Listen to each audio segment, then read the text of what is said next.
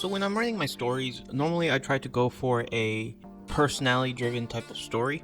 And the thing about personality is that they always have to stick out in some way from one another, so that each character has their own voice and come off as very differently from one another.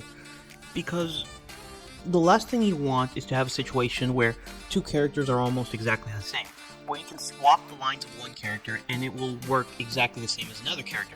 That means both of them have a very similar personality and don't carry much distinction from one another. They don't feel like individuals, they can feel like twins. This is even worse when you have an entire cast where everyone feels exactly the same as each other and they aren't really offering anything more to the story. Because personalities aren't necessarily just a chance to create people, personalities are a chance to create humorous situations where dynamics sort of flow with one another in order to make the story more engaging. I think Harley Quinn serves as possibly one of the best examples I've seen of this in a very long time.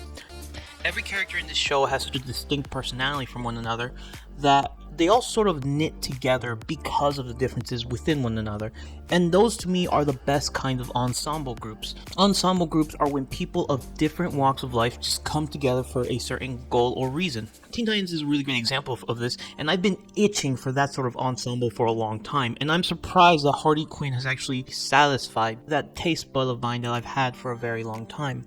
Because I actually do like to call Harley Quinn like Teen Titans for adults.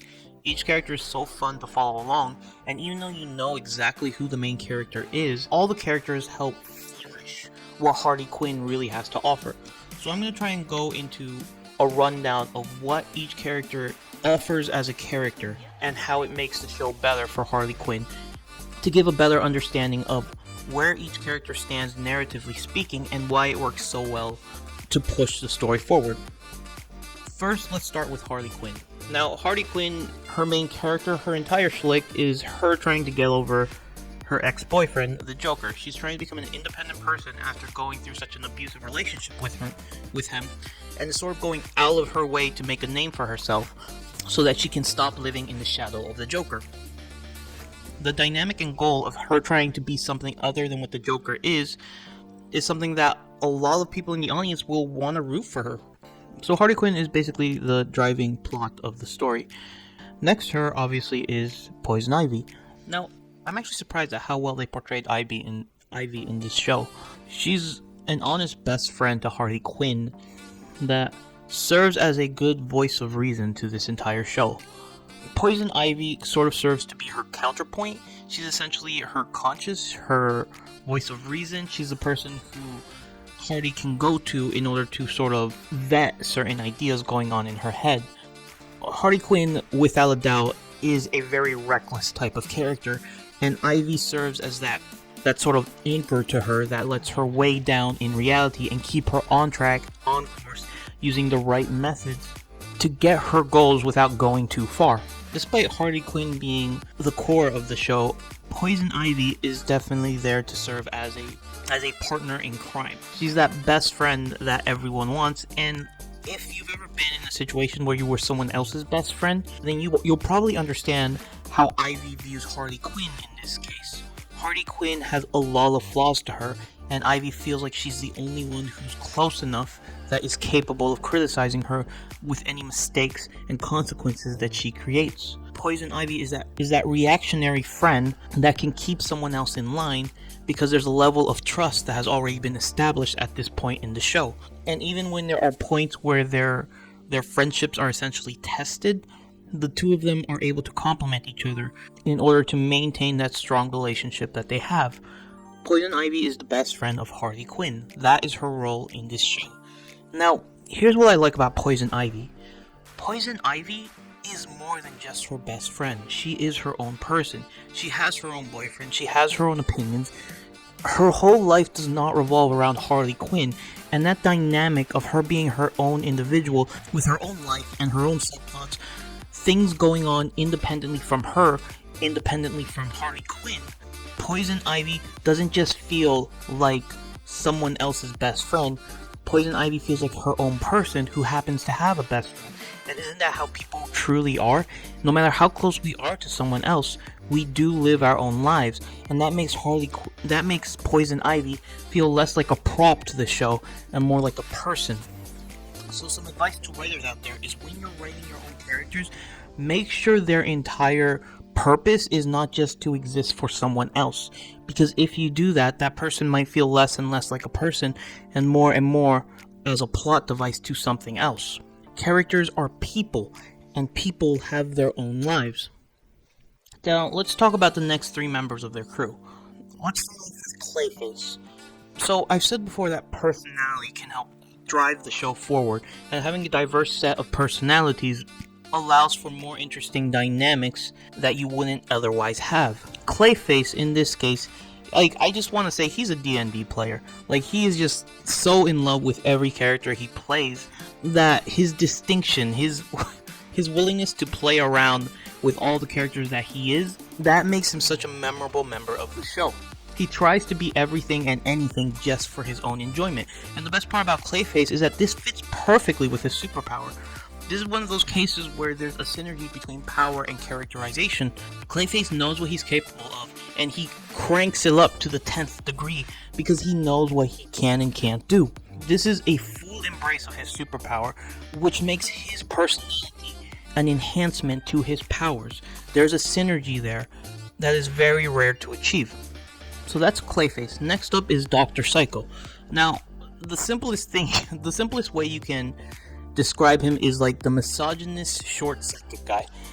Now, that's how most people would describe him, but let's try and describe Dr. Psycho in comparison to all the other characters. Dr. Psycho is the voice of contradiction. Everyone else is on board, but Dr. Psycho is never on board. He's the one who's always criticizing things, he's the one who's always against everything, and yet he still goes through with all of their plans anyway. Why is that?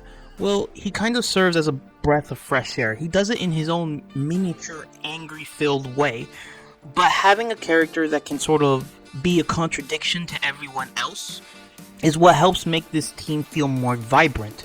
This story wouldn't be as fun if everyone was always on board all the time. And yes, Ivy sort of has that degree of contradiction, but her contradiction is more like, I'm against this, but I'm always going to be supportive of it anyway. Dr. Psycho, on the other hand, is like, what the hell do you think you're doing? Nope, I'm not a part of this. Bye-bye. Dr. Psycho will walk out on the team the moment he gets the chance. And generally speaking, when you think about why he's on the team in the first place, to sort of not come off as a misogynist and sort of help his own reputation, Dr. Psycho really is on the team not because he wants to, but because he has to, and he's behaving exactly the way someone in that situation would be, with a lot of contempt, but with it anyway. Dr. Psycho is the voice of contradiction in this case, and it serves to give one extra perspective that you wouldn't have otherwise. If you did not have a perspective of someone who was against the team itself, then you would have a very narrow perspective in the first place. So that's his role in the story. When you're writing your characters, learn from Dr. Psycho and think of the type of character who will add something very, very, very different from what everyone else has to offer. And next up is my favorite character, King Shark. Now, it's a little hard for me to sort of pinpoint what his character actually is. So I'm just gonna point it out as a binary type character. A character who has one personality but can also flip the switch at a moment's notice. Overall, King Shark, he's like the lovable dork genius person who is valued for his size instead of his mind. So in a binary sense, he's sort of a contradiction from what you would expect from a giant walking shark monster. Despite having all of these super-powered strengths, he is very much still someone who has a personality that completely contradicts that. While Dr. Psycho sort of contradicts the rest of the team, King Shark is a contradiction within himself. He'll do his best to sort of come off as this lovable, huggable person, but yet at the end of the day, he still knows he's a villain and he's still gonna kick butt whenever he has to. So what you can learn from a narrative point of King Shark is try making characters that are, I don't want to say this about King Shark, but make characters that are hypocritical. Characters that have traits that should be in contradiction to one another and yet are not. In terms of what he offers to the team, King Shark's voice as a whole is the softest voice in the team. Clayface is very adventure driven, Dr. Psycho is kind of there by force, But King Shark, he's there alone for the ride, and he's sort of just trying to enjoy himself as a friendly person who sits on your couch and watches movies with you. Harley Quinn is kind of like that reckless cannonball breaking through everything, while Poison Ivy is the person who's trying to chain that cannonball up to make sure it doesn't go too crazy. Every one of these characters serves a different dynamic for Harley Quinn's ultimate goal, which is to become the biggest, baddest villain team in town. But most importantly, it's their personality traits that make them memorable. Their personality traits that are so distinct and in contradiction to one another, it's what makes this show so enjoyable. Imagine if Harley Quinn's story was just Harley Quinn and 4 goons, or Harley Quinn and 3 goons. It would not be as enjoyable as it was if they didn't have personalities and traits that offered them perspectives and different personalities that made the ride much more enjoyable. Different people coming together for similar tasks will offer dynamics that enhance the story. And that's why I love Harley Quinn so much. The show isn't just about Harley Quinn, it's about her and her team. You watch Harley Quinn grow, you watch Poison Ivy grow, you watch Gotham kind of unravel itself around her. Harley Quinn is definitely the star of the show. Harley Quinn is definitely the object that keeps on moving forward. But at the end of the day, this show would not be as fun as it is if it weren't for her and her entire team. Every character has distinct personalities. Even Kite Man, Aquaman, Batman, Commissioner Gordon. Every character here has a trait that is completely in of itself unique for whatever role they're playing in the show. Harley Quinn, I would argue, its shining moments come from all the personalities and people that the show chooses to interpret. And that's why Harley Quinn right now is my favorite show of the year. And by the way, guys, if you guys can recommend me new shows to watch, preferably with ensembles like this, I would much appreciate it. This was my analysis of Harley Quinn, as well as me testing my new microphone. I hope you guys enjoyed. Axel logging out.